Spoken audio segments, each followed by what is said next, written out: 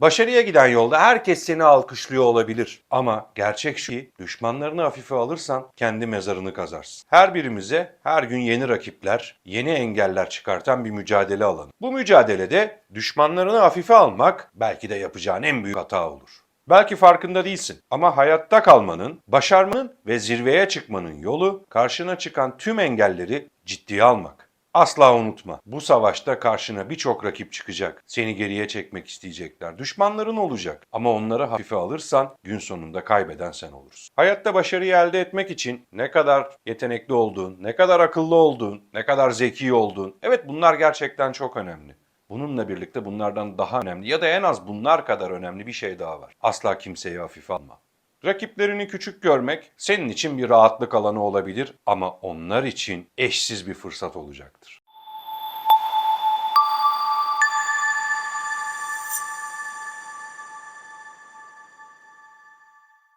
Hayatın sana sunduğu tüm zorlukları küçümsediğinde aslında kendi potansiyelini ve yapabileceklerini de küçümsemeye başlıyorsun. Bu tarif edilemez büyüklükte bir hata. Düşmanlarının sana ne kadar yakın olduğunu bilmeden onlara sırtını dönmek sadece senin sonunu getirir. Artık neyi hayal ediyorsan ya da başarmak istediğin ne varsa, hedeflerinde olan şey neyse hiç fark etmeyecek. İlerlediğin yolda yürürken karşına çıkacak her engel ve her düşman aslında senin için çok güzel bir kendini test etme imkanı. Eğer bu zorlukları ciddiye almazsan, zamanında yapman gerekenleri yapmazsan ve onları hafife alıp ya ne olacak ki bakış açısıyla yaklaşırsan emin ol onlar güçlenecek ve gün sonunda senin karşına daha büyük düşmanlar olarak çıkacak. Ve sen böyle devam edersen sonunda seni alt edecekler.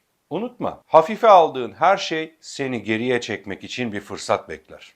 Rakiplerini küçümseyen, tehditlerini görmezden gelen, ya bana ne olacak ki bakış açısında yürüyen herkes sadece kendini küçültür. Ve tabii senin başarısızlığın onların kutlayacağı muhteşem bir zafer olacak. Bu mücadelede seni alt etmek isteyenler boşluklarını kullanacak, zayıflıklarını öğrenmeye çalışacak ve senin göremediğin ya da görmezden gelmeye çalıştığın ya da kaçındığın her ayrıntını ezberleyecekler. Ve bir günde seni yere yıkmak için onlara verdiğin tüm bu kozları var güçleriyle kullanacaklar. Evet, kendine güven çok önemli. Ama kendine güven sana bir rehavet alanı yaratıyorsa işte bu senin gerçekten kaybetmeye başladığın ilk an olacak. Ve tabii onlara verdiğin bu zayıflıklar ya da boşlukların seni belki de tarihe gömecek en önemli silahlar olarak kendi elinde yarattığın silahlar olacak.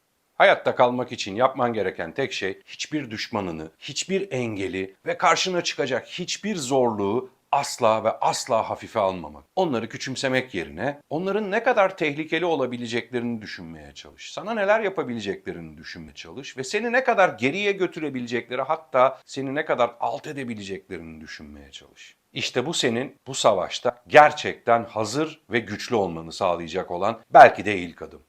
Peki diğer adımlar ne? Bir diğer adım stratejik olarak her zaman planlı ol. Her durumu iyisiyle kötüsüyle test et. Seni alkışlayan insanların neden alkışladığına iyi bakmaktan başla mesela. Bununla birlikte karşına çıkabilecek engelleri önceden tahmin etmeye çalış. Ve tahmin ettiğin hiçbir engeli asla ve asla hafife alma. Çünkü hafife aldığın yerden kırılırsın. Unutma, zincir en zayıf yerden kırılır. Diğer yapabileceğin şey ise kendini sürekli geliştirip güçlendirmek. Eğitimine zaman ayır. Zayıf noktalarını belirle ve zayıf noktalarını güçlü halin olarak ilerletmeye çalış. Çünkü birilerinin önündeysen ve güçlüysen sana saldırmakta bir kere daha düşüneceklerdir.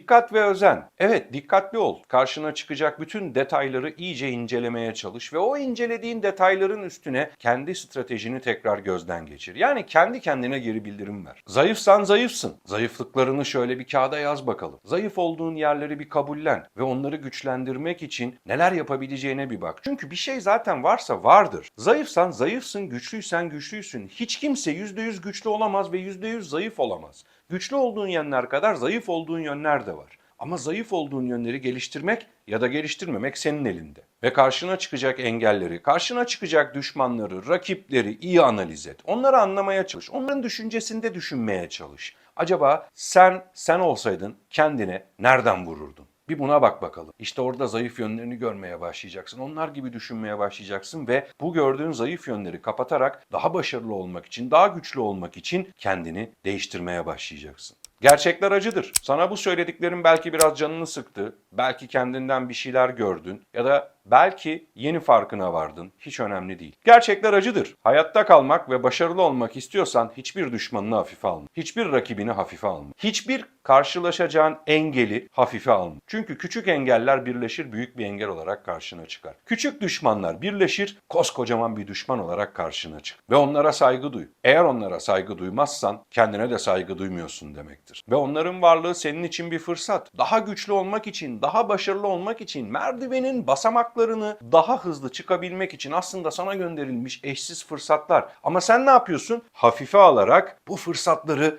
elinin tersiyle itiyorsun. Ama unutma, hayat sadece güçlü olanları ödüllendirir. Ve bu ödülün peşindeysen adımlarını dikkatli atman gerekir. Ne yazık ki hayatın bu acımasız mücadelesinde güçlü olan kazanır, zayıf olansa silinip gider. Evet, bu videonun da sonuna geldiğimizde son cümlelerimi sana şöyle özetlemek istiyorum. Başarıya giden yolda her adımını planla. Karşına çıkacak hiçbir rakibi hafife alma, hiçbir düşmanı hafife alma, hiçbir engeli hafife alma. Bunlarla ilgili ne yapabileceğine dair planların olsun. Plan A olsun, plan B olsun, plan C olsun. Birçok farklı planın olsun. Ve her zayıflığını güçlendirmek için her gün kendine şu soruyu sor. Bugün kendim için, kendimi geliştirmek için ve daha ileriye gitmek için neyi farklı yapmam lazım? Bu soruyla hayatın değişmeye başlayacak. Yeni videolarımda görüşmek üzere.